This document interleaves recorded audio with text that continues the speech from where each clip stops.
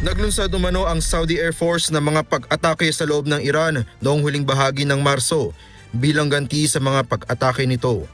Hindi isinapubliko ang mga nasabing pag-atake ayon sa ulat ng ilang Western at Iranian officials. Ito ang kauna-unahang pagkakataon na iniuugnay ang Saudi Arabia sa direktang military action sa loob ng teritoryo ng Iran. Matagal nang umaasa ang Saudi Arabia sa proteksyon mula sa Estados Unidos, subalit sa loob ng mahigit 2 buwang labanan, nakaranas ito ng mga pag-atake mula sa Iran kung saan tinamaan ang mga oil facility, airport at iba pang civilian sites nito. Mula nang ilunsad ng US at Israel ang mga airstrike sa Iran noong Pebrero, tumama rin ang mga missile at drone ng Tehran sa lahat ng 6 na bansa ng Gulf Cooperation Council o GCC. Kabilang sa mga tinamaan ang mga US military bases, oil infrastructure at mahalagang shipping routes kasama ang Strait of Hormuz na nagdulot ng pagkaantala sa global trade.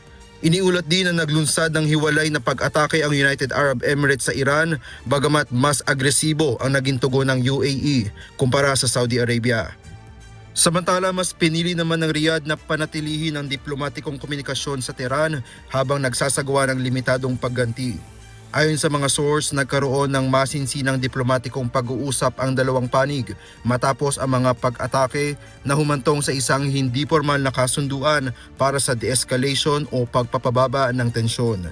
Sinabi ng isang Iranian official na layunin ng kasunduan na itigil ang labanan, protektahan ang magkatuwang na interes at maiwasan ang mas malawak pang digmaan sa rehiyon.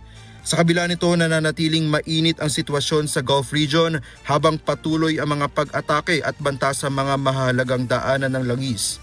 Kanina nagbabala si Iranian Foreign Minister Abbas Araghchi laban sa umano'y pag-atake ng Kuwait sa Iranian boat at pagditine sa 4 na Iranian sa Persian Gulf. Ayon kay Araghchi, iligal ang hakbang na ito ng Kuwait at nananawagan na agad palayain ang mga Iranian kasabay ng bantang pagganti. Samantala, mas naging aktibo naman ang mediation efforts ng Qatar na patuloy na nakikipag-usap sa United States, Iran, Saudi Arabia, Pakistan at iba pang bansa upang mapababa ang tensyon sa rehiyon. Ayon sa mga analyst, malaki ang papel ng Qatar sa pagtataguyod ng dialogo dahil sa malapit nitong ugnayan sa Washington at Tehran. Samantala, ipinihiwatig naman ng Pakistan na maaaring sumali ang Turkey at Qatar sa Mutual Defense Cooperation Pact nito sa Saudi Arabia bilang bahagi ng mas malawak na regional security framework. Layunin umano ng hakbang na palakasin ang kooperasyon ng mga like-minded countries habang patuloy na binabago ng digmaan sa Iran ang security landscape sa Middle East at South Asia. Raven Campos, humahataw sa balita ngayon.